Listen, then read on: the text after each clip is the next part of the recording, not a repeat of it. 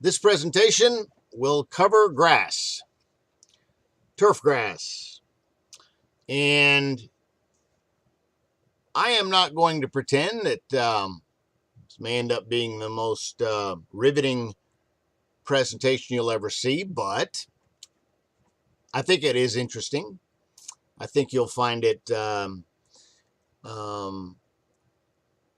at the end of it that you have a better sense of how turf grasses are developed, and I think a better sense of why Colonial Country Club needs to take advantage of this science and plant and play on better turf.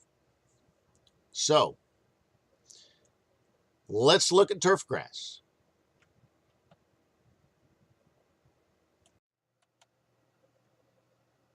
So what are the advantages? Very quickly. Modern grass types are selectively bred for superior performance. Um, we're going to talk here in a little bit, a little bit about this process, but there are a couple of Bermuda grasses that I'm very interested in. I'd say that right now are the clubhouse favorite, if I were to select right now, called Latitude or Northbridge, that have been bred to have superior traffic tolerance, drought tolerance, greener color, higher density, and greater winter hardiness than the old standard 419. Which is not to say that there's anything wrong with 419. Now, one of the problems with 419, actually, is its genetic variability. Since it's been around forever, one farm's 419 does not necessarily have the same characteristics as another farm's 419. That is to say, if you buy 419, you're gonna get slightly different turf grass from one farm to the other. Sometimes you'll see it at the same farm, slight variation in either color or density or whatever. That's just because it's been around forever and it's been contaminated, and they didn't understand how to keep the genetics as uniform as they do now. That is, they didn't have as many rules for people growing grass to sell commercially that they do now. So modern grasses are simply superior on the characteristics that we care about for growing turf. Modern bent grasses have superior heat and playability characteristics. Same kind of thing, that they're just always trying to build in for bent grasses that take heat a little bit better, but that also have better color or better wear capability, or are a little bit denser so that they putt better. It never ends. Now, our hodgepodge of genetics, especially in the roughs, really affects our aesthetic potential, um, along with our grain in our fairways, uh, in a way that's hard to have you appreciate. The only thing I guess I could say is, next time you're at a golf course that's new, really new, or fairly new, they're much more likely to have this very uniform, where the color and the texture and the playability of the turf grasses are very, very similar. We clearly suffer from all of the grasses we have in our rough, and again, the graininess of our fairways. We just never get that really uniform appearance, even when we mow frequently, and even when we're trying to get it as good as we can for the golf tournament or for member events. Our genetics simply limits us. So let's briefly, I know I've promised that a lot and rarely delivered, but let's briefly talk about kind of how this is done to give you some insight, um, and I think convince you that that progress is made. I'm going to start with some bentgrass trials. The National Turfgrass Evaluation Program, or NTEP, started many, many years ago for this express purpose.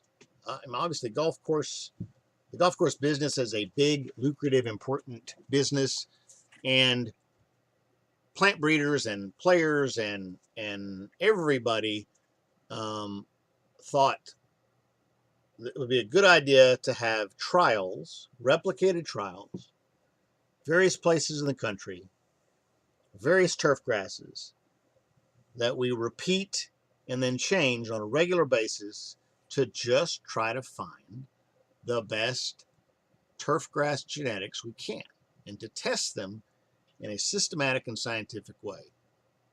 Now, the ones I've collected here, these are actually 4 different charts, are bentgrass trials, and it's over time. And I want to kind of illustrate a point about how different varieties come up and then become kind of outdated a bit. So the first table here is 94 to 97 data from 27 locations in the U.S. I've taken some of them off and cropped them out, but I do have Texas here on the end for bentgrass. So, and they're roughly in order of performance overall, but they're also roughly in order of performance in Texas. One of the things that's very clear when you're looking at NTEP data, you want to drill down pretty quickly to the area that you are in. You don't really care how good bentgrasses do in Michigan or Minnesota, somewhat irrelevant. You want to know how it does in Texas or Arkansas or Oklahoma, because that's your climate and what you're growing bentgrass in. So, one of the top performers here, L93, Penn A4, and Penn A1. Now, L93 is a grass that there's still some greens around here that are primarily L93. I believe Vaquero is still mostly L93, although it has some greens done in some more modern genetics. So I think it still has some L93 greens. Our greens were planted in 98 to A4. And A1 is kind of a sister grass to A4 that, frankly, and you'll see this, really became a little bit more popular and seemed to perform better than A4. They're both developed at the same time. They're both good grasses. For a variety of reasons, I think A1 became much more widely planted. It's still planted more than A4, and A4 kind of went away, and most people use A1. But they're very, very good performers here. 94 to 97 data, even in Texas. As an aside, here's another variety, Crenshaw, that Preston Trail was one of the first to plant in the late 80s, that performed very well in the heat. And so again, here's kind of the standard, the names that came up. These are some newer grasses that emerged in the mid to late 90s. So by 2005, we've had another wave of grasses that plant breeders are testing and looking at. So you see at the top here, you see 007, the grass that we've grown on our nursery for a long time. Wichita Falls Country Club planted about, I guess, 8-9 years ago now. It's done very well. And a number of other areas. There's some 007 Dallas Country Club. Rivercrest just planted all of their greens to 007. This is 2005 data at Dallas, Texas. So we are not even looking at anything but Dallas. As you'll see later, this turf plot has gone away. We don't have any more, unfortunately. But Tyee is another variety that performed very well in 2005. Preston Trail has Tyee on it. And then if you look here, Penn A1, which again, A4 kind of went away, but A1 is as close to our grass as we're likely to get. It's very close. is down here kind of in the mid-range. It's not awful, but it's kind of in the middle now. 2011 data. Again, we have to use Fayetteville, Arkansas because the Dallas plots have gone away. It's the closest we have. You see another kind of wave of different grasses coming out. Luminary is a grass that has done fairly well in some areas. It happens to be one that they're looking at Shady Oaks. Pure Distinction. It's a grass that I've planted on my nursery very recently to look at. It appears to be the grass that they're going to put on Southern Hills, unless they change their mind. And again, you see different grasses. V8 is another one that people have tried. You see A1 kind of in the middle, and L93, which up here were the top performers, kind of finding themselves in the middle to lower middle. In 2015, Fayetteville, again, you have similar process going on. You have L93XD, which is actually an improved variety by the same people that came up with L93. So by this point, they had discovered that L93 was not being used anymore and had been working on, I'm sure for many, many years, an improved variety. So they released L93XD. It's one I've also planted in my nursery. It's one that they've also planted at Shady Oaks to look at. And it's a very promising grass. And then you have the same thing here. You have 777, the same breeder that came up with 007 is interested in trying to improve on that or come up with a different selection. And he has 777, and it's a top performer as well. It's also one that I've played around in my nursery and one that they're playing around with and planting and examining at Shady Oaks. And again, different varieties here. And we have Pen A1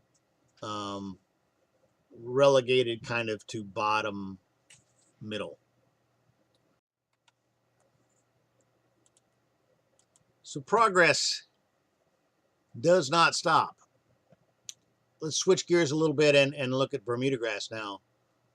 Make a slightly different point, but it's really kind of the same point. I'm not going to go across a long period of time to show how genetics improves, but I am going to show how kind of we came to evaluate and came to find Northbridge and Latitude, again, as I've mentioned, two of the clear improved varieties of Bermuda genetics for shortcut, for fairways and tees. So we also have 4 different charts showing different things. Let me run through them quickly. This first one is 2011 data, turfgrass quality. Again, we care most about Oklahoma and Arkansas. They don't really change much from the overall mean, but Northbridge and Latitude performed at the top. Now again, Tifway, whatever variety of Tifway they had here, and this is important because unlike Northbridge and Latitude, where right now if you have that grass, you know that genetics is identical to the genetics from another farm, or it should be, it better be. Tifway, you do not know that. That's some standard of Tifway coming from some farm somewhere. So its performance may not be replicatable by where you buy Tifway, but it's still done well and is a fine grass in most respects. Wear tolerance. This is just kind of to show interesting thing they look at periodically. This is Raleigh, North Carolina. Not that important, but Latitude and Northbridge also do quite well on just kind of, does the grass wear out? Does it not wear out?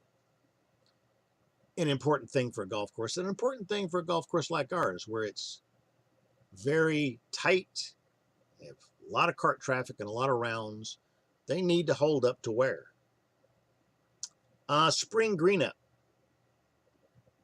Important anyway for Bermuda. I mean, you want to get going on your Bermuda grass as quick as you can after your winter. But it's especially important here with the golf tournament in May. We need a variety that gets going earlier rather than later. And again, you see from this 27 to 2012 data, so data over a number of periods.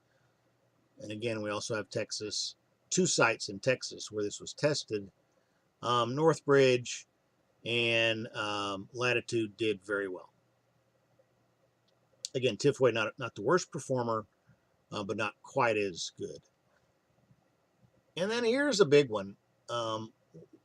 One of the things that when Oklahoma State started with Northbridge and Latitude breeding 10 years ago, the first thing they did was select out winter hardiness. That is the biggest thing they were trying to do, was to increase the ability of Bermuda grass to go through a winter and not die. So that being their primary criteria to start with, then you get down to 50 or so that clearly show better winter hardiness. Then you start looking at color, density, playability characteristics. You keep eliminating genetics over and over and over and over and over till you get down to that 3 or 4 that you really like. And then you put them through trials. And anyway, it's not unusual to look at this winter kill. And again, this is actually kind of backwards looking. So percentage of winter kill, you want to be low here. So it's a bad, if you're up here at, and this is Oklahoma and Virginia, so we'll pay attention to both, but we'll look at Oklahoma more. If you're a 94% winter kill, whatever S1, 11, and 17 is, you probably don't want to plant that here. Tifway, not terrible, but kind of middle to the top. And then you have, again, because they were largely bred for this, Northbridge and Latitude, 5% winter kill, 5% winter kill. You know, the difference, I don't have to tell you, it's just math, but the difference between 5% winter kill and 95% winter kill, that's extraordinary. And that can be the difference between, not just for your golf tournament in May, but for members coming out in the spring and playing the golf course, finding grass that survived the winter, even a severe winter, and being very playable and getting into shape quickly. And again, avoiding a horrible scenario where you're having to sod or resod a lot of your golf course because. So why don't we just take the best performing grasses in the NTEP trials from the area as close as you can get them to your area and just go with those every time?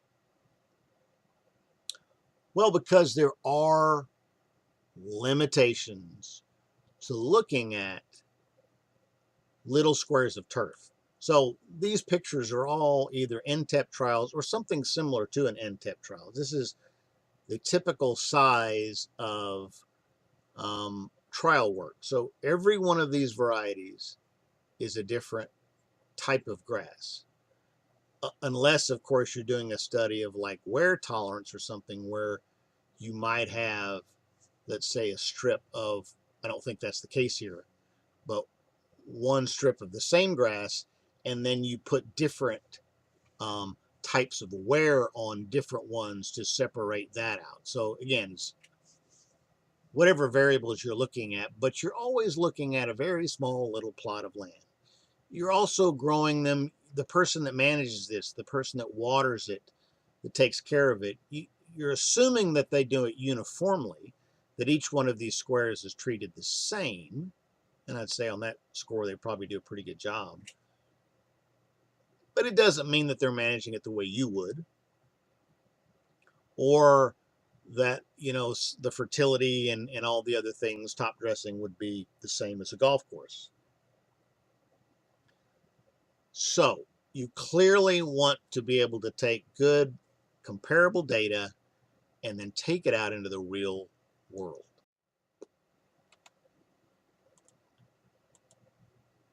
So the final step typically is this. In the case of Latitude or Northbridge, does well in trials. People are intrigued by it. They may try it in a slightly different application.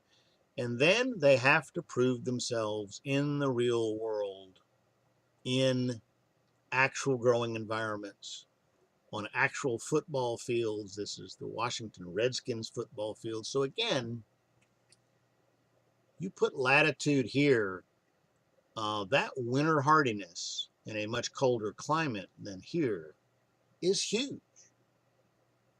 And then if it also has playability and drought and everything else going for it, that's so much the better. But for this application to have Bermuda be able to survive into the late half of the football season and still be vegetative is gigantically important. Here's a sports field application, and then here's a couple of golf course applications. Let's look at this too, and I'll make one kind of point about this. This is a Florida golf course with Latitude. But you remember I talked about the uniformity and that look that you get with uniform genetics? That's what I'm talking about here. You just have a nice, consistent, all the way across, and I think this is even Latitude rough, even into the rough, that you get when all of the turf grass is from the same genetics.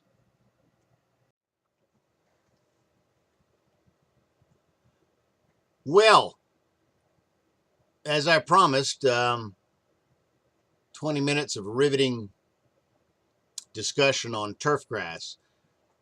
We'll end here.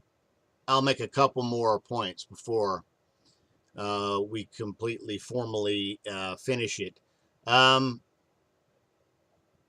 I talked about, this is a process. It's a fairly long process from the initial genetics being separated out by turf breeders, putting them into trials, evaluating trials over time, evaluating them in your climates, getting them to production, getting them to golf courses and baseball fields and sports fields, and looking at them over time, and then having other growers plant them and decide to provide them the commercial viability they need for people to use them, takes a decent amount of time. And what I guess I'm just suggesting here is that Latitude and Northbridge are two great examples of improved genetics that are just now entering that phase of more and more and more commercial use, from Northwood Club in Dallas to Merido in Dallas to recent renovations, golf course renovations, wall to wall. Carson Creek Driving Range, Lochahatchee Golf Course in Florida, Old Marsh Golf Club in Florida, Texas Ranger Baseball Field at Washington Redskins Football Stadium. We feel good about these turf grasses because we've seen them in a variety of applications and they've performed well. So what's compelling about this opportunity, like a lot of the things we've been talking about, is that there's a clear distance we can travel from where we are with our turf grasses and elevate that standard noticeably. And it's everywhere. It's rough, fairways, tees, greens. We will noticeably elevate our standard by taking advantage of modern turf grass breeding and some of the more recent turf grass varieties that show superiority to the ones that we currently have. So again, thanks for listening.